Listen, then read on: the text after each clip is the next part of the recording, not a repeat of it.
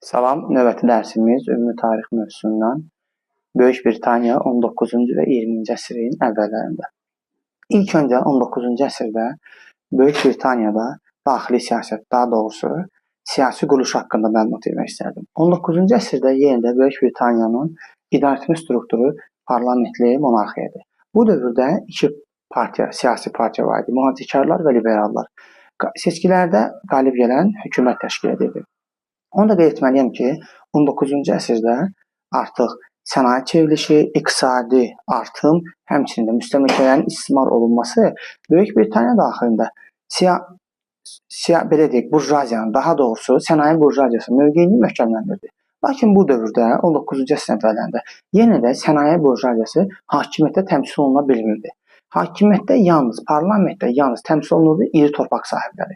Nəticədə bu sosial narazılığı sənaye burjuaziyası bundan istifadə edirdi. Zaman-zaman onlar azad ticarət qanunlarının keçirilməsini tələb edirdilər.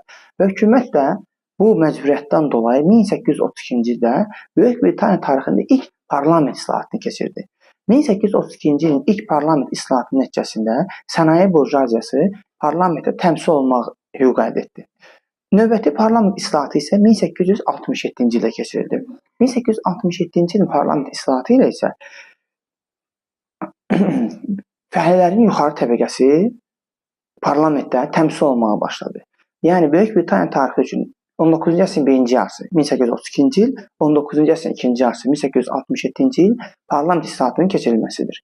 Həmçinin qeyd etməliyim ki, 1867-ci il parlament islahatı keçirildikdə bir neçə hadisələr baş vermişdir. Bunlardan biri ilə Böyük Britaniya tarixinin özündə Böyük Britaniya Kanadaya dominion hüququ vermişdir. Həmçində Avstriya-Macaristan imperiyası yaranmışdır 1867-ci ildə. Daha sonra 19-cu əsrdə İngiltərə, Böyük Britaniyadakı iqtisadi vəziyyət. İqtisadi vəziyyət hansı durumda idi? Böyük Britaniya iqtisadi olaraq bu dövrün ən güclüsü idi 19-cu əsrdə. Müstəmləkələrin istismarı nəticəsində Böyük Britaniya çoxlu qənimət axın etmişdir. Həmçinin qeyd etməliyəm ki, artıq sənaye çevrilişinin baş çatması ilə 19-cu əsrin 1-ci yarısında, onu da qeyd etməliyəm ki, 18-ci əsrin 2-ci yarısında başlamışdır. 19-cu birinci yarısında sənaye çevrilişi baş çatdı. Sənaye çevrilişi baş çatdıran isə əsas göstərici artıq istehsalatda tam olaraq maşınlı avadanlığı keçməsidir. Nəticədə üstünlük gəlir. Aqrar, kənd təsərrüfatından keçir sənayeyə. 19-cu əsrdə həmçinin onu da qeyd etməliyik ki, Böyük Britaniya dənizlərdə dünyada bir nömrə idi. Xarici kapital qoyuşundan bir nömrə idi. Həmçinin iqtisadiyyatı da bir nömrə idi.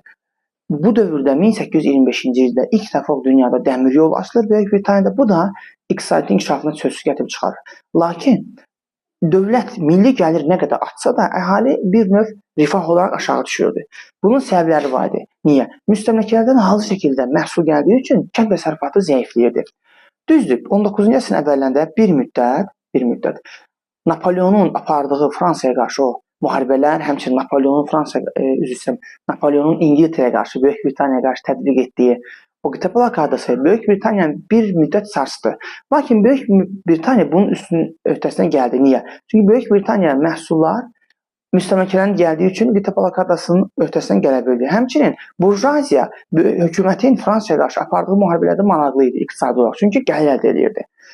Napoleon məğlub olandan sonra artıq Avropada yenidən Böyük Britaniya məhsullarına tələbat artdı və yenə də irəliləyiş baş verdi. Ardınca 19-cu əsrin 2-ci yarısında Böyük Britaniyası nəzərə salırıq. Yenə də 19-cu əsrin 1-ci yarısında olduğu kimi 19-cu əsrin 2-ci yarısında da Böyük Britaniya müstəmləkələrdə bir nömrə idi. Böyük Britaniya xarici kapital qoyuşunda bir nömrə idi. İqtisadi inkişafda bir nömrə idi.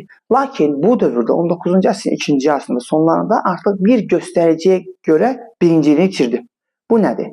19-cu 2-ci yarısında artıq ABŞ, Amerika Birləşmiş Ştatları sənayenin həcminə görə Böyük Britaniyanın üstələdi. Həmçinin 1871-ci ildə Vahid Alman İmperiyası yarandan sonra Almaniya da Böyük Britaniyanı üstələdi sənayədə. Və beləcə Böyük Britaniya Avropada 2-ci yerə, dünyada isə 3-cü yerə çıxdı.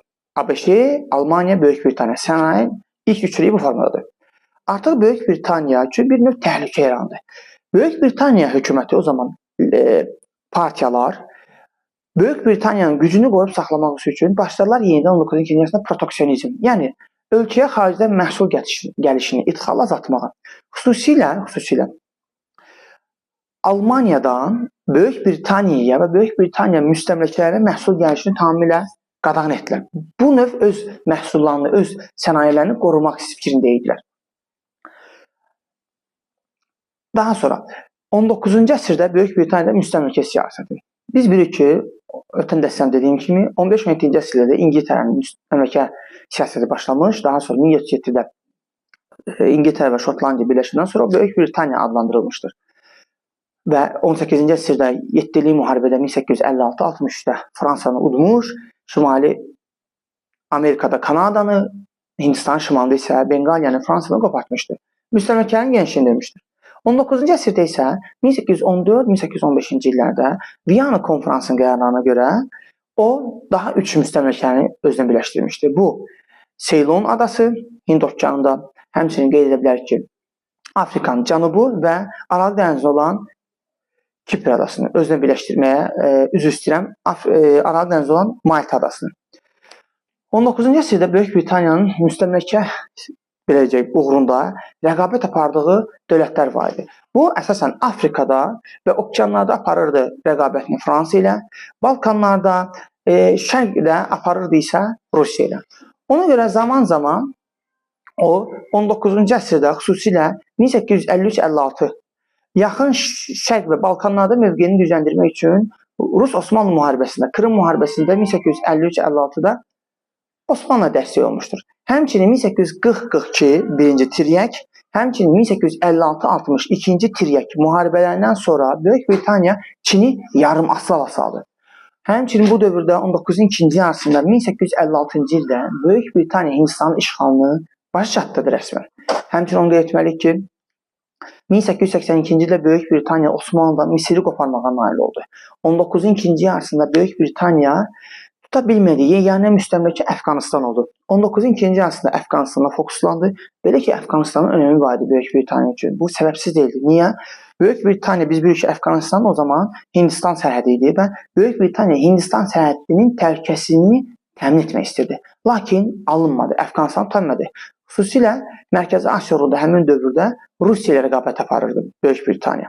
Həmçinin bu dövrdə Böyük Britaniya ilk dəfə olaraq öz müstəmləkəsinə dominion hüququ verdi. Dominion hüququ nə deməkdir? Dominion hüququ daxili idarə etmə hüququdur. Elə ki, bir növ xarici siyasətdə yenə də Böyük Britaniyadan asılıdır, amma öz daxili idarə etməsi var. İlk dominion hüququ verdiyi ölkə 1867-ci ildə Kanada oldu Böyük Britaniyanın. Ardınca 19-cu ikinci yarısında Böyük Britaniya yeni müstəmləkə müharibəsinə başladı. Bu müharibənin adı İngilis-Bur müharibəsidir. Niyə görə Bur? Burlar kimlərdir? Burlar vaxtı ikən Avropadan, İngiltərədən Afrikanın cənubuna köçən Avropalılardır. Bunlara Bur deyirdilər. 1899-1902 İngilis-Bur müharibəsi oldu. Səbəbi isə Böyük Britaniyanın, yəni İngiltərənin Afrikanın cənubunu tamamilə işğal etməsidir. Etmək istəyidir daha doğrusu. 1902-də bu müharibəni Böyük Britaniya utdu və Cənubi Afrikanın tamamını işğalını baş çatdırdı. Həmçinin də 1910-cu ildə Böyük Britaniya ikinci dominion hüququnu verdi Cənubi Afrikaya. Cənubi Afrika İttifaqı adı ilə indiki CAR, Cənubi Afrika Respublikası həmin əraziyə dominion hüququ verdi 1910-cu ildə. 20-ci əsrin əvvəllərində Böyük Britaniya nəzərə salaq. İqtisadiyyatda yenə birincidir. Müstəmləkələrin sayına görə birincidir. Çünki 19-cu ikinci yarısından etibarən Böyük Britaniyaya günəşin batmadığı ölkə sözü deyilirdi. Çünki o qədər böyük ki, müstəmləkələri günəş heç bir zaman onun ərazisində batmırdı. 20-ci əsrin əvvəllərində dedik ki, müstəmləkələrdə birincidir. İqtisadiyyatda da sözsüz birincidir. Xarici kapital qoyuşunda da birincidir. Dünyanın super güclü sənaye dövlətlərindən biridir. Lakin 20-ci əsrin əvvəllərində də 19-cu əsrin sonunda olduğu kimi dünyada 3-cü yerdədir sənaye çevrilişinin, sənayenin miqyasına görə. Bu dövrdə artıq Böyük Britaniyanı Almaniyanın güclənməsi narahat edirdi. Çünki Böyük Almaniya güclənəndən sonra Böyük Britaniya Fransadan dünyanın bölünməsində pay istəyirdi. Ona görə də məcburiyyətdən Böyük Britaniya Fransa və İngiltərə ilə yaxınlaşmalı oldu. Bunlar Antanta ittifaqını formalaşdırdılar. Antanta hərbi bir blokdur. Bu ittifaqın əsası qoyulub 1895-ci ildə. Rusiya ilə Fransa müqavilə imzalamışdır. Beləcə Antantanın təməli qoyulmuşdur. Ardınca 1904-cü ildə Böyük Britaniya və Fransa müstəmləkələr məsələsini düşmənçiliyə aradan qaldırdılar. 1904-cü ildə Böyük Britaniya tanıdı ki, Mərakeş Fransaya məxsusdur. Fransa da tanıdı ki, Misir Böyük Britaniyaya məxsusdur. Beləcə 1904-cü ildə bunlar barışdılar. Ardınca 1907-ci ildə Peterburqda Rusiya ilə Böyük Britaniya onlar da müstəmləkəlik məsələsində razılaşdılar və bununla da Antanta hərbi ittifaqının artıq formalaşması baş çəkmiş oldu.